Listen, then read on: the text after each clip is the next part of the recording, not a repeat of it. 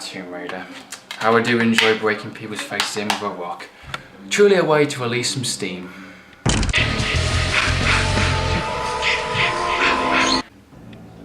Oh, I'm getting really sick and tired of people breaking into this house. Yeah, Jason, if you're pissed about that whole Blu-ray thing, you know, it's a big misunderstanding. I must have put the wrong case in. Yeah, like he's gonna believe that. Okay, Andrew, think. What would Lorecroft do in this situation? Shit, done! I got it.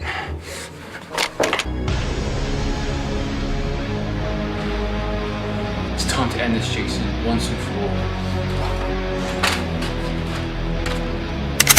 This is Jason from Media World, signing out.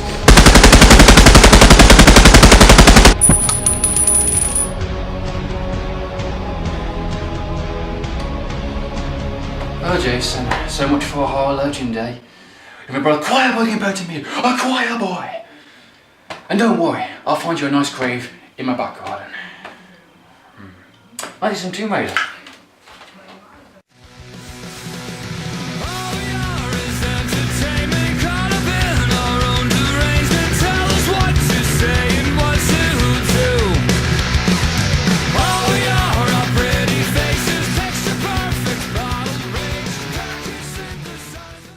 Hey, I'm Media Award and welcome to my Friday the 13th franchise reviews. Let's continue with the fourth sequel, Friday the 13th, the final chapter. Why did you black out the sun?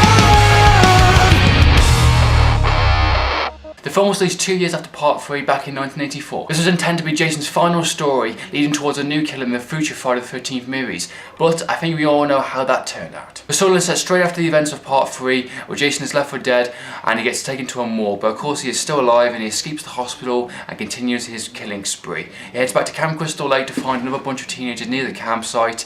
I mean, who is sending all these teenagers? Don't take this lightly, boy. It wasn't all by your numbers. The fool nearly derailed the invocation with his insolence.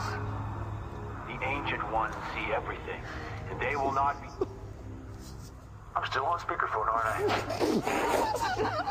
Now, the storyline I felt was very weak for the Friday the 13th movie. Being that this is a final chapter in the sense of the Jason saga at the time, I felt it actually was quite weak and it didn't do anything massively new with the character. It didn't bring anything new on the table. Or all the first three pre-movies done something new and they brought some new kind of, you know, the way the character kills, where the character interacts with characters, and they bring a bit more of a background history to him. I felt this one didn't do anything massively original and didn't do anything kind of wow in a sense. He didn't come full circle, he didn't tie up all those loose ends, and it didn't, you know, wow me. It just, you know, it just copied what made the other three movies good and just relied on that. It didn't feel like a final chapter, it just felt like an ordinary sequel, and it just happened to be like the final one in a sense. It didn't feel like a final farewell to the Jason character at the time anyway. It's a shame for a final chapter, and being the fact that it's had a bigger budget and you can tell by the locations and the actual more of a daring stunts and more kills and stuff, and the more, you know, practical effects they had in this movie, and especially the makeup effects were absolutely fantastic. I will admit that some of the kills, body counts were pretty interesting, especially the shadow kills and the window kills.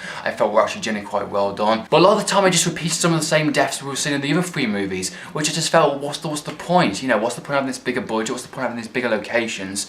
You know, they're not actually using it and just saying, you know, staying in this little wooden cabin area. I felt his killing spree in this movie was absolutely pointless, being the fact it's set after Friday the 13th. The whole point of him actually killing people was to, one, whoever comes to Camp Crystal Lake, you're going to get killed, and a tribute for his own kind of, you know, drowning and his mother's death. Being the fact that it's set after Friday the 13th, and it's not even on Camp Crystal Lake, it's set, you know, near it, I just felt it was a bit of a cheat, and the reasonings for him to kill all these people was just pointless, really. You know, he escaped the morgue. I would have thought he would go back into hiding or something. What's the point in killing all these people? You know, they didn't actually do anything to him in a sense, which I get the fact, you know, the Jason is just an unstoppable killing machine in places and he just kill a lot of people, but there's a reasoning to it within the first three movies that have already been established, so why go against that? I just felt they could have done a hell of a lot more of this movie, and I just felt it was a shame they didn't actually use the resources available to make this final chapter, this 2-year gap of the between the third movie to actually make this kind of grand finale for Jason's character, which is deeply a shame.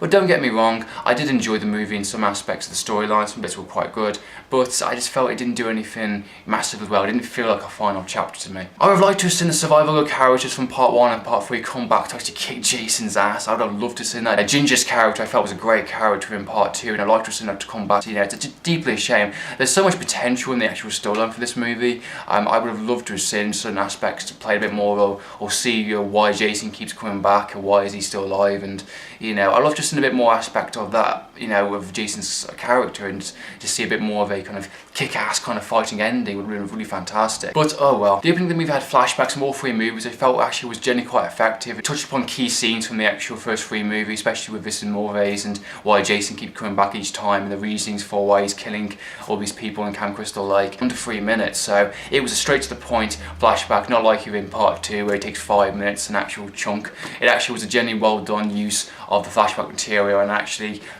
set up, you know, the Jason's character for people that haven't actually seen the Jason movies up to this point, which is a bit strange being that this is a final chapter, so I would have imagined they would have. It was refreshing to take the franchise in a new location for a change. The actual opening of the movie, we see kind of Jason, of course, left for dead from end of part 3. He's taken to the actual morgue and it's at the hospital the first 5 minutes, which is a deeply shame. He didn't actually go anywhere else since then, being sort of hospital, but they didn't explore that enough, and he just like, okay, got back up, he was alive, he killed some of the, you know, people in the actual hospital. Considering they had that big of a budget, I'd love to have seen bigger and better locations, and you know, take it a bit more and do more with the budget you've got, which is deeply a shame, to be perfectly honest. Now, some of the characters are just there for the body count, especially the fact that Hitchhiker and some of the extra staff in the hospital were just there for the body count, kind of nasty kills, which I just felt like, again, why is Jason killing these people? You know, there's no kind of motivation. And also, it's hard to figure out who is the main protagonist in this actual movie. Within the first 3 movies, you kind of figure out who's the main kind of female lead, who's the main kind of female kind of survival girl in a sense. This movie was generally quite hard to figure out because they had a bit more of a bigger cast,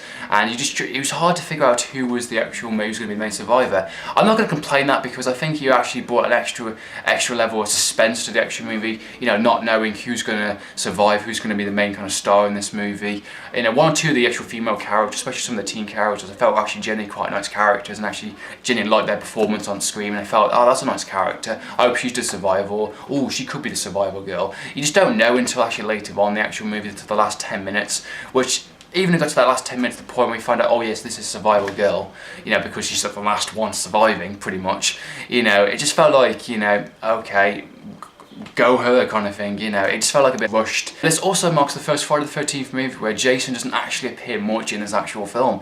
Being that this is his final kind of chapter appearance in a sense, he doesn't actually appear much in it, in all fairness. You know, they've gone back to what the other ones did, like they took him back behind the shadows, which I felt was a bit of a betrayal of what happened in the third one. The whole point of part 3 was, I felt that once he got the hockey mask, once he got the machete, his character became out of the shadows, he became complete, became this kind of menacing figure. You know, off-screen kills, I felt it was a bit like, you know, you're taking a step back once again, and a lot of the kills in the actual movie, you didn't actually see him do it. He's just like very quick hands or body shots or very quick face shots, you know. I just felt it was like, you know, I'd like to have seen a bit more of him on screen, which is a bit of a shame. You don't actually get to see him until the last 20 minutes of the movie. Same within part 3, which I just felt was like, okay, kind of thing. And he was just doing exactly the same way he does in the other movies, pretty much bashing through doors, smashing through windows, and trying to kill the survival girl, you know, yeah, kind of thing. I just don't feel they used Jason's character enough in this movie, being that this is a final chapter. I just felt they could have used him more, which is deeply a shame. Some of the new characters in this movie, a young Carrie Fulmer in this movie from The Lost Boys. Wait, what? My god, a child actor in an 80s horror movie. This only means one thing. Jason versus Tommy. The character's done genuinely quite well, and I thought he was interesting on screen, and he's genuinely quite a good actor anyway. The only problem I had with having a kid over an 80s horror movie is the fact that I don't see Jason, an actual slasher horror legend, taking out a kid somehow. I just felt it was a bit too far, and it gives that kind of edge of predictability. We also have Crispin Glover in this movie, which all needs to stop Jason is the power of love to save the day. Imagine if the writers actually used the sci-fi genre and actually no. we'll get to that movie another time. And the rest of the cast I felt was generally quite forgettable. I will admit that one or two were generally quite interesting. I felt they're generally quite better than some of the other characters that I've seen within the first 3 movies. One or two that I wanted to survive, and some were just there for the body count, you can tell, and there's some there you're obviously going to get killed off for obvious reasons. But at the end of the day, the rest of the cast gave a very good performance, and I actually felt some of their acting actually was pretty decent, and some of the chemistry on screen was genuinely well done, especially between the Corey Feldman's brother and sister kind of relationship. I felt that was genuinely quite good, and I felt that some of the love relationships within the actual teen group were genuinely quite well done also. So fair play to the actors. Okay, so the actual ending of the movie I felt was a bit rubbish. Considering this is going to be like a final chapter of the Jason's kind of saga, the actual final 10 minutes of the movie I felt were just a bit dull in places. You know, the actual final chase scene between the suddenly a sister protagonist, the actual sister is now the kind of female protagonist of the actual movie, and I felt some of the chase scenes were a bit boring, a bit dull, and just him smashing through windows and crap and busting through doors were a bit boring, and I've seen it before, and it just wasn't menacing, I don't think, perfectly honest.